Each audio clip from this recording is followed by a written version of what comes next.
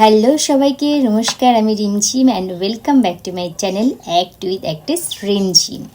আশা করি তোমরা সকলে খুব ভালো আছো। তো আজকে মঙ্গলবার আবার নতুন একটা ভিডিও নিয়ে চলে এসেছি তোমাদের সঙ্গে শেয়ার করতে। বাট আজকের ভিডিওটা যে বেসিক কিছু ইনফরমেশান তোমাদেরকে দেবো অ্যাক্টিংয়ের জন্য। আর গত যে সিরিজটা আমরা লাস্ট যে সিরিজগুলো আমরা করছিলাম সেটা এক্সপ্রেশনসের ওপরে, আইব্রো, চোখ, আবার আমরা এক্সপ্রেশনস নিয়ে কথা বলবো। বাট এই টপিকটা আজকে আগে বলে নিই, নাহলে একটু একঘেয়ে হয়ে যাচ্ছে। যাই হোক, চলো শুরু করা যায়। তো আমাদের অ্যাক্টিং করতে গেলে কিন্তু কিছু জিনিস মাস্ট করতেই হবে এবং সেটা প্র্যাকটিস প্রথম থেকে করতে হবে। প্লাস আমরা যতদিন অ্যাক্টিং করে যাবো জীবনে, শেষ দিন পর্যন্ত কিন্তু সে যাই করি, সিরিয়াল করি, অভিনয় করি, মঞ্চে নাটক করি, থিয়েটার করি, যাই করি না কেন, আমাদের কিন্তু এগুলো প্র্যাকটিস করতে হয়। এটা একটা ওয়ার্কআউট যেরকম হয় আমাদের প্রত্যেক দিনের একটা অভ্যেস, সেরকম কিন্তু এটা আমাদের সবসময় মাথাতে রাখতে হয়। বেসিক আমি 10টা পয়েন্ট বলবো, তবে আজকের ভিডিওতে আমি 5টা পয়েন্ট নিয়ে কথা বলবো। পরের ভিডিওতে পরের সপ্তাহে আমি আরও 5টা পয়েন্টস নিয়ে তোমাদের সাথে কথা বলবো, ঠিক আছে? তো চলো শুরু করা যাক। প্রথম পয়েন্টটা হচ্ছে ওয়ার্ম আপ। এটা হচ্ছে গলা, শরীর, মুখ এইসবের এক্সারসাইজ করতে হবে, সেটা দিয়ে শুরু করতে হবে। লাইক ধরো আমরা যখন শারীরিক কোনো ব্যায়াম করি, ধরো জিমে যাই বা আমরা যখন ডাম্বেল তুলি, তার আগে আমরা কিন্তু ছোটোখাটো ওয়ার্ম আপ করে নিই, একটুখানি লাফিয়ে ঠাফিয়ে নিই, একটু এরম করে নিই। সেরকম কিন্তু অ্যাক্টিংয়ের ক্ষেত্রেও আমাদের গলা, শরীর টোটালটা, তারপরে তোমার মুখ, এইসবের এক্সারসাইজ হয়। তো সেগুলো দিয়ে কিন্তু প্রথমে শুরু করতে হয়, সেগুলো প্র্যাকটিস করতে হয়। এতে কি হয়, তোমার বডি ফ্লেক্সিবল হয়ে যায়, তোমার মুখের জড়তাটা কমে যায়, তারপরে এক্সপ্রেশনসগুলো খুব ভালো ভালো বেরোয়। এই জন্য ওয়ার্ম আপটা খুব দরকার হয় অ্যাক্টিংয়ের ক্ষেত্রে। আর তোমরা হয়তো অনেকে ভাবছো যে এই অ্যাক্টিংয়ের ক্ষেত্রে ওয়ার্ম আপটা কীরকম হয়, কীরকম এক্সারসাইজ করতে হয় গলার জন্য বা মুখের জন্য বা শরীরের জন্য, সেটা আমি ডেফিনেটলি পরের ভিডিওতে বলে দেবো, ঠিক আছে? তবে আজকে শুধু পয়েন্টসগুলো শুনে নাও ভালো করে। এর পরের পয়েন্টটা হচ্ছে খুব ইম্পর্টেন্ট, সেটা হলো অবজারভেশন পাওয়ার বাড়ানো। অ্যাক্টিংয়ের ক্ষেত্রে খুব দরকার, কারণ ধরো তুমি একটা চরিত্র করতে গেলে সেই চরিত্রটা যদি তুমি নাই জানো সে কীভাবে কথা বলছে, বসছে, খাচ্ছে, ঘুরছে, তাহলে তোমার চরিত্রটা করতে না একটুখানি ইজি হবে না।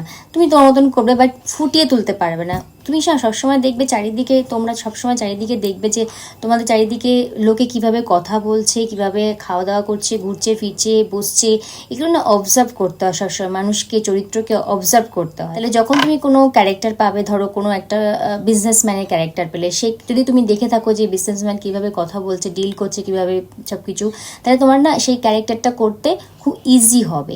তাই অবজারভেশনটা খুব দরকার। যে কোনো ক্যারেক্টার, যে কোনো তুমি একজন ভিখারি থেকে শুরু করে একজন বড়লোক, পাগল, সবার চরিত্রকে অবজার্ভ করতে হয়। তাহলে কি তোমার অ্যাক্টিংয়ের ক্ষেত্রে সেই চরিত্র যদি তোমার কখনো দেয়, তোমার তাহলে করতে সেটা সুবিধা হবে, ঠিক আছে? সেকেন্ড পয়েন্ট হচ্ছে অবজারভেশন পাওয়ার বাড়ানো, মাস্ট দরকার। থার্ড নাম্বার হচ্ছে ভয়েস মডুলেশন। একটা ডায়লগকে কত রকমভাবে বলা যায়, কত রকম টোনে বলা যায়, সেটা প্র্যাকটিস করতে হবে। এটাও কিন্তু খুব দরকার। যেমন আমি ছোট্ট করে একটা বলি, আমি তোমাকে ভালোবাসি, আমি তোমাকে ভালোবাসি, আমি তোমাকে ভালোবাসি, আমি তোমাকে ভালোবাসি, এরকমভাবে এক্সাম্পল আমি একটা দিলাম ছোট্ট করে। আরও অনেক রকম হয়। আমি একটা ভিডিও করেছি, যারা দেখোনি তারা একটু পেছন দিকে চলে যাও। আমি একটা মনোলগ করেছিলাম, এরকম একটা ডায়লগকে আমি কত রকমভাবে বলেছি, তোমরা একবার দেখে নিও। অলরেডি আমি এটা কিন্তু পোস্ট করে দিয়েছি, তবুও আর একবার যদি পোস্ট করতে হয় আমি ডেফিনেটলি করবো। সেটা পরে যখন আমি উদাহরণগুলো দেবো বা ডায়লগ দিয়ে বলবো, তখন তোমরা পেয়ে যাবে, ঠিক আছে? ফোর্থ নাম্বার পয়েন্ট হচ্ছে আয়নার সামনে দাঁড়িয়ে প্র্যাকটিস।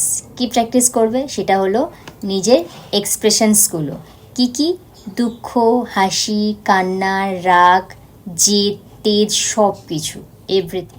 ধরো তোমরা আমার মিরর বা আয়না, আমি ঠিক এরকম এক্সপ্রেশনস দিচ্ছি, দেখো।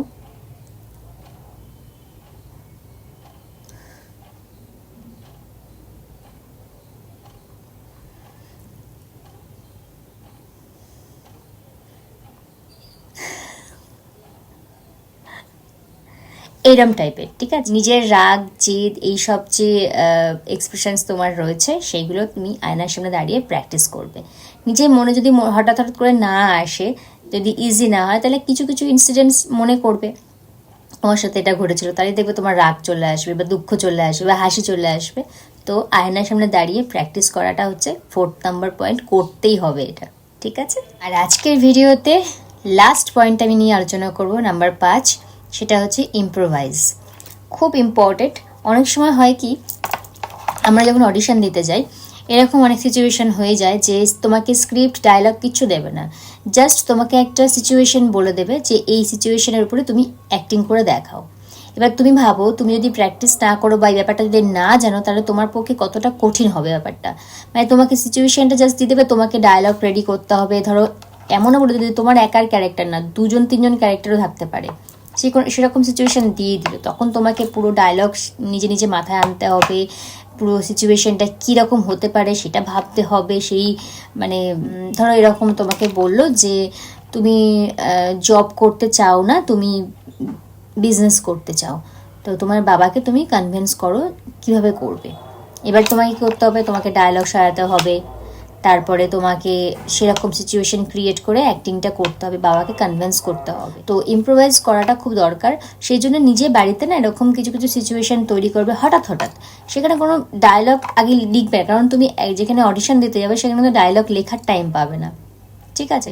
লাস্ট পয়েন্টটা আমি আজকে যেটা আলোচনা করলাম সেটা হলো, লাস্ট যে পয়েন্ট আজকে আলোচনা করলাম সেটা হলো ইম্প্রোভাইজেশন, ঠিক আছে? তো আজকে এই পর্যন্ত থাক। আমি চাই তোমরা আস্তে আস্তে শেখো, জানো, কারণ তাড়াহুড়ো করে সব শিখে নিলে কিচ্ছু শেখা যায় না। আর তাছাড়া অ্যাক্টিং কিন্তু মানে আমরা যত অভিজ্ঞতার মধ্যে দিয়ে যাব, যত কাজ করব, তত আমাদের আরও ভালো স্কিলটা আরও বেটার হয়, এটা স্বাভাবিক। মানে প্র্যাকটিসের ওপর সব কিছু তো অবশ্যই। তো যাই হোক, আজকে যে 5টা পয়েন্ট আমি বললাম, প্লিজ তোমরা সবাই বাড়িতে প্র্যাকটিস, যারা অ্যাক্টিংয়ে ইন্টারেস্টেড রয়েছো বা ভালোবাসো তারা অবশ্যই।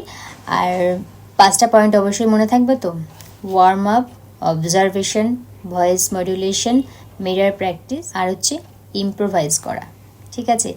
অবশ্যই অবশ্যই পয়েন্টগুলো মাথায় নিয়ে নিয়ে বারবার শোনো ভিডিওটা। যদি মনে হয় যে একবারে শুনে তুমি বুঝতে পারলে না, বারবার শোনো, তাহলে তোমাদের সুবিধা হবে। ওকে, তো চলো আজকে ভিডিওটা এখানেই শেষ করছি। আবার দেখা হচ্ছে খুব তাড়াতাড়ি। যারা আমার এই চ্যানেলে নতুন এসছো তাদের সবাইকে অনেক ধন্যবাদ, লটস অফ লাভ। ভালো থেকো সবাই, আর নিজেদের স্বপ্ন পূরণ করো।